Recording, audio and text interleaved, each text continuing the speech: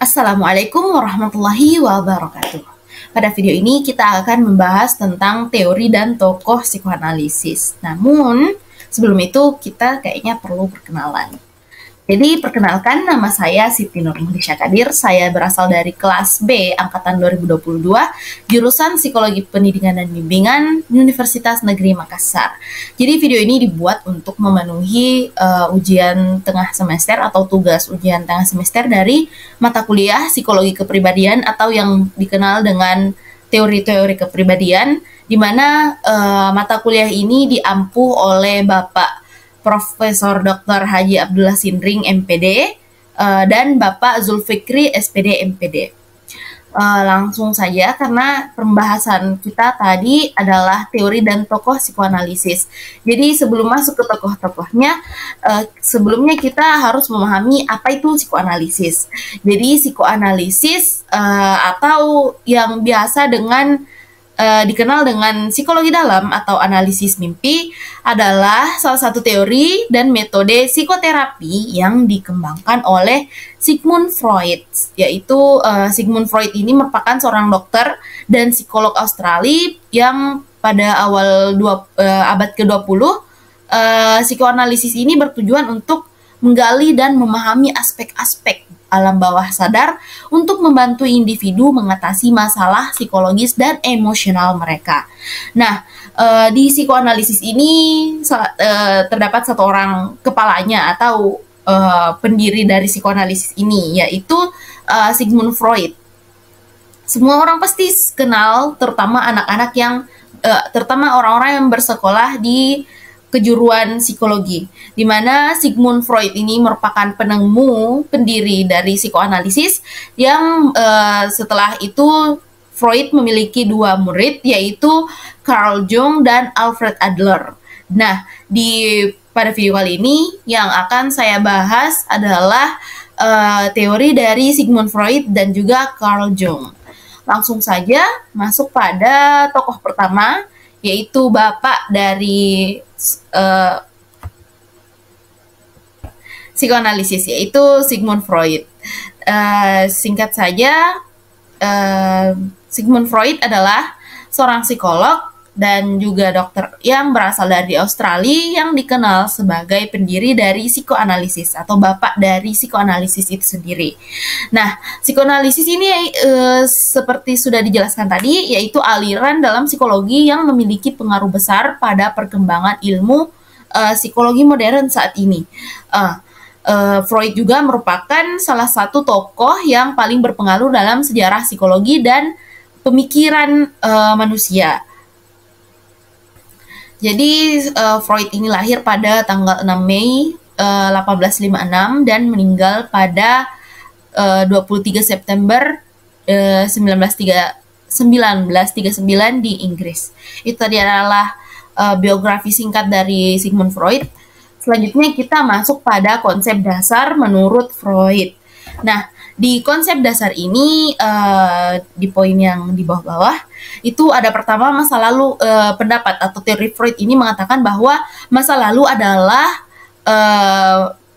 suatu sebab yang membentuk tingkah laku orang saat ini.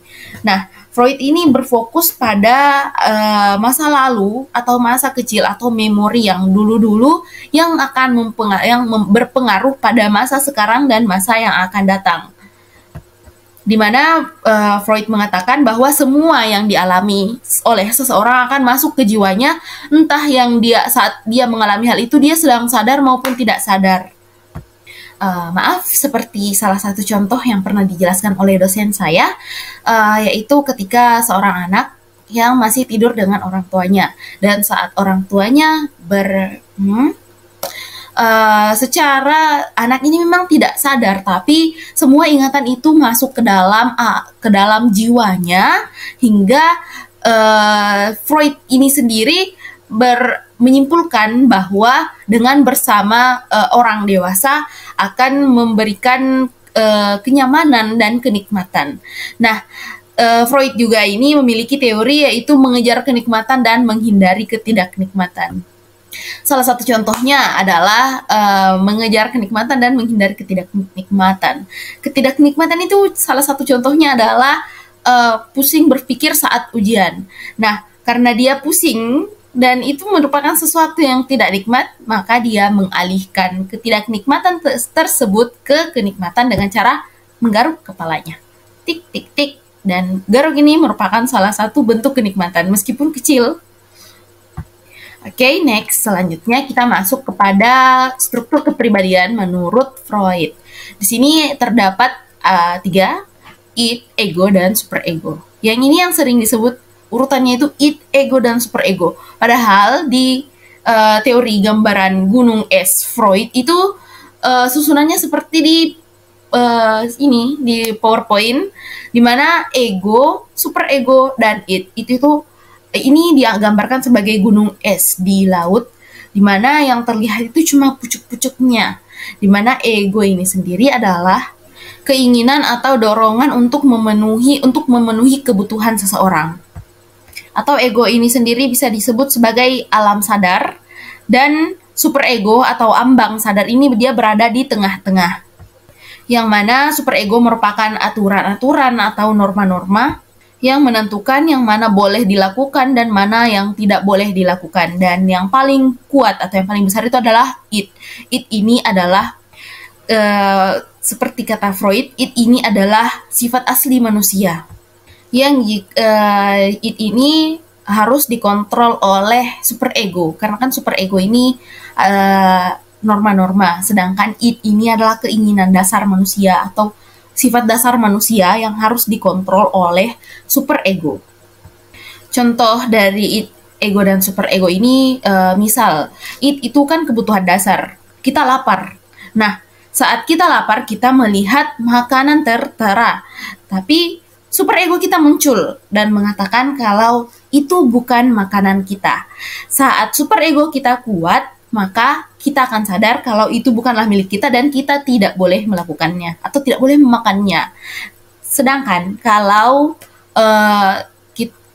superego kita lemah, kita akan masa bodoh akan semuanya dan tetap memakan hal itu hingga id ini menguasai atau lebih mendominasi.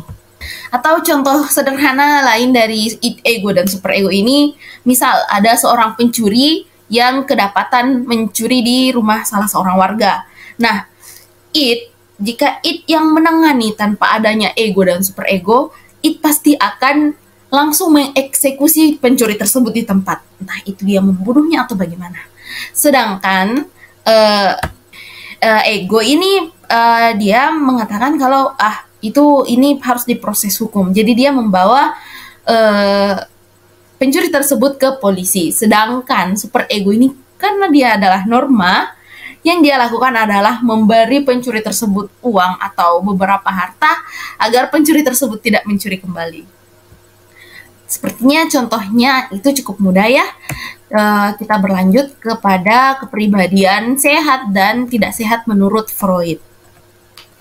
Tertera pada PowerPoint, yaitu kepribadian sehat, ciri-cirinya itu mampu mengatasi tekanan dan kecemasan dengan kecemasan belajar, tidak memiliki keluhan tertentu, seimbangnya fungsi dari ego dan superego, tidak mengalami gangguan dan penyimpangan pada mentalnya, serta dapat menyesuaikan diri dengan berbagai dorongan dan keinginan. Sedangkan kepribadian tidak sehat menurut Freud itu, yang pertama itu mudah marah atau tersinggung, yang kedua menunjukkan kekhawatiran dan kecemasan, yang ketiga mengalami fobia dan lain-lain, yang keempat itu tidak mampu mengatasi tekanan dan kecemasan, dan yang terakhir adalah mengalami gangguan dan penyimpangan pada mentalnya. Jadi, mohon maaf sebelumnya karena kita harus kembali ke struktur kepribadian, di mana ini adalah ego, dan superego. Di sini sebenarnya bukan cuma ada satu ilustrasi gunung es, ini kan gunung esnya pas segitiga. Ada juga yang segitiga tapi strukturnya tidak seperti ini, melainkan seperti id dan ego ini, ego dan superego ini imbang, sedangkan itu ada di bawah. Ada juga yang mengatakan bentuk gunung esnya itu terbelah dua, di mana ini adalah superego, di sini adalah ego, dan di bawahnya adalah it. Namun sebenarnya sama saja dilihat dari definisi-definisi dan teori-teori yang diungkapkan Freud. Ini hanyalah perbedaan dari struktur atau animasi yang dikembangkan oleh orang-orang. Selanjutnya kita beralih ke teori yang kedua yaitu Carl Jung. Carl Jung ini merupakan murid dari Sigmund Freud, di mana saya akan membacakan biografi dari Carl Jung, tapi sebenarnya sudah tertera di PT. Jadi Carl Gustav Jung atau yang dikenal dengan Jung adalah seorang psikolog yang berasal dari Swiss dan merintis serta mengembangkan konsep psikologi analisis atau psikoanalisis yang berasal dari Sigmund Freud. Ia lahir pada tanggal 26 Juli tahun 1875 dan meninggal pada 6 Juni 1961. Ayahnya adalah seorang pendeta Protestan dan ibunya berasal dari keluarga bangsawan. Jadi Jung juga dikenal sebagai tokoh psikolog yang mengembangkan teori psikoanalisis yang berfokus pada menjelajahi kehidupan batin seseorang untuk dikenal dari teori psikologi analisis. Jung adalah pola kepribadian khas dari teori Jung ini itu introvert, ekstrovert, dan juga alam sadar juga alam ketidaksadaran. Baik, selanjutnya kita masuk pada konsep dasar menurut Carl Jung. Jadi Jung ini tidak berbicara tentang kepribadian, melainkan dia berbicara tentang fisik atau keseluruhan segala peristiwa psikis, baik yang disadari maupun yang tidak disadari. Nah, konsep dari Carl Jung ini yang sering dijelaskan oleh dosen-dosen itu yang pertama adalah masa lalu dan masa depan adalah hal penting yang membentuk tingkah laku orang saat ini. Jadi di psikoanalisis ini terdapat 3 tokoh, di mana tokoh paling utamanya yaitu Sigmund Freud, dan Sigmund Freud ini memiliki 2 murid, yaitu Jung dan juga Adler. Nah, di antara 3 ini, Freud berfokus pada masa lalu. Masa lalu itu yang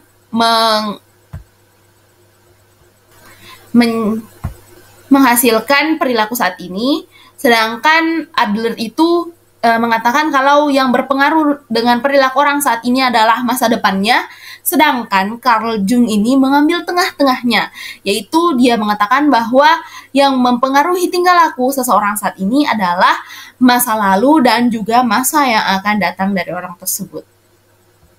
Nah, karena tadi kita sempat menyebutkan tentang fisik, sini Jung membagi 2, yaitu ada alam sadar dan juga alam tidak sadar. Jadi kita beralih ke struktur kepribadian menurut Jung, karena di sini kita akan membahas lebih detail tentang sadar dan tidak sadar. Menurut Jung, sadar atau kesadaran merupakan pemikiran yang sedang kita alami saat ini, yaitu seperti perasaan, pengalaman, dan pemikiran yang kita sadari secara langsung. Sedangkan ketidaksadaran itu dalam teori Carl Jung itu ketidaksadaran terbagi juga menjadi 2, ada ketidaksadaran personal, ada juga ketidaksadaran kolektif, di mana ketidaksadaran personal ini merupakan ingatan yang pernah dialami oleh individu tersebut di masa lalu. Sedangkan kolektif itu yang adalah garis keturunan dari nenek-nenek moyang. Contoh dari ketidaksadaran kolektif ini, misal di salah satu suku, yaitu suku, misal seseorang yang memiliki garis darah dari suku Bajo. Suatu hari dia dikejar dengan beruang dan hanya ada air sebagai jalan keluarnya. Nah, saat ia melompat ke dalam air, padahal sebelumnya dia ini tidak pernah belajar berenang atau dia tidak pernah sekalipun tahu tentang cara berenang, tapi karena dia memiliki garis darah keturunan dari suku Bajo, tiba-tiba dia bisa berenang. Itu adalah ketidaksadaran kolektif, karena itu diturunkan dari garis darah dan juga dari nenek-nenek moyang. Nah, ketidaksadaran personal itu bisa jadi muncul karena contohnya salah seseorang yang terkenal sangat sabar, padahal memang sebenarnya karakter dari orang ini merupakan orang yang sangat sabar. Tapi suatu hari dia berada di satu situasi yang dimana situasi itu memaksakan ia untuk membangkitkan ketidaksadarannya, alam tidak sadarnya. Karena sebelumnya dia pernah menonton film aksi yang piu-piu-piu, yang berkelahi. Nah, saat dia berada di posisi terpojok, disitulah ketidaksadaran naik ke alam sadarnya dengan melawan. Karena itu sebelumnya dia sudah ada memori tentang itu. Entah itu dia mendengar ataupun menonton atau membaca, dan itu akan tertanam di alam bawah sadarnya, dan jika dia berada di satu posisi terpojok maka itu akan naik ke alam sadarnya. Contoh lain juga dari struktur kepribadian menurut Jung ini dari ketidaksadaran kolektif dan ketidaksadaran personal. Nah, kolektif itu kan semua orang hampir sama, atau semua orang punya. Kalau personal ini ciri khas dari orang tersebut. Itu adalah penjelasan dari Bapak dosen rahimahullah, Pak Anas, di mana beliau mengatakan kalau kolektif ini cenderung dimiliki oleh semua orang, sedangkan personal ini adalah ciri khas dari pribadi tersebut. Contohnya, ketika seseorang mengalami masa sulit, atau ketika orang tersebut mengalami kesedihan, luka. Nah, semua orang pasti merasakan sakitnya. Yang berbeda adalah cara orang tersebut mengungkapkan rasa sakitnya. Ada yang berteriak menjerit-jerit, ada yang hanya air matanya saja yang jatuh, ada yang menangis terseduh-seduh. Itu adalah personal atau ciri khas dari seseorang. Sedangkan kolektif itu semua orang sama. Semua orang bisa marah, semua orang bisa merasakan sakit, semua orang bisa merasakan beberapa emosi dasar. Tapi cara pengungkapan emosi tersebut yang berbeda-beda. Nah, kan di sini ada ketidaksadaran dan kesadaran. Di mana-mana itu kalau seseorang berada di situasi terjepit, maka sesuatu yang berada di alam tidak sadarnya akan naik ke alam sadarnya. Karena saya sempat mencatat di mata kuliah dasar-dasar tingkah laku, di situ Bapak menjelaskan bahwa ketidaksadaran itu akan memberikan pengaruh yang besar kepada kesadaran seseorang. Misal, orang itu sadar kalau dia lari. Orang itu sadar kalau dia sedang dikejar beruang atau dikejar harimau. Tapi ketidaksadarannya itu naik karena hormon adrenalin dari orang tersebut meningkat. Hingga awalnya yang tidak bisa lari, tiba-tiba bisa lari. Awalnya yang tidak bisa manjat, tiba-tiba sudah ada di atas pohon. Seperti itu. Jadi selanjutnya kita masuk kepada materi pribadi sehat dan pribadi tidak sehat menurut Carl Jung. Di sini terdapat beberapa. Yang pertama itu individu, yang pertama itu pribadi sehat menurut Jung, yaitu individu yang terindividualisasi, yaitu individu yang menjadi dirinya sendiri.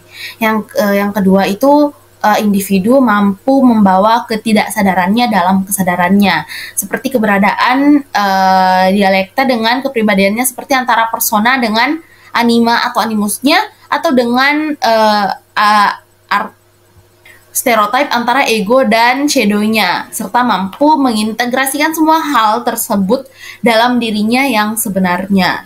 Nah, kan ada pribadi yang sehat, selanjutnya ada pribadi yang tidak sehat. Di sini ada 3 ciri-cirinya. Yang pertama, tidak mampu mengintegrasikan semua bagian dari kepribadiannya. Yang kedua, tidak mampu membawa ketidaksadarannya dalam kesadarannya. Yang terakhir adalah tidak mampu mempertahankan keseimbangan antara harapan sosial dengan inner self dan kepribadian yang dia miliki sebenarnya. Sepertinya penjelasan dari teori Carl Jung ini cukup jelas. Jadi tadi kita telah membahas tentang biografi Freud, konsep dasar dari teori Freud, struktur kepribadian menurut Freud, dan juga pribadi sehat dan tidak sehat menurut Freud. Begitupun dengan Carl Jung. Kita juga telah membahas biografinya, konsep dasarnya, struktur kepribadian, dan juga pendapat pribadi sehat maupun tidak sehat dari Jung.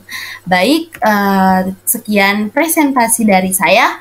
Terima kasih. Wassalamualaikum warahmatullahi wabarakatuh.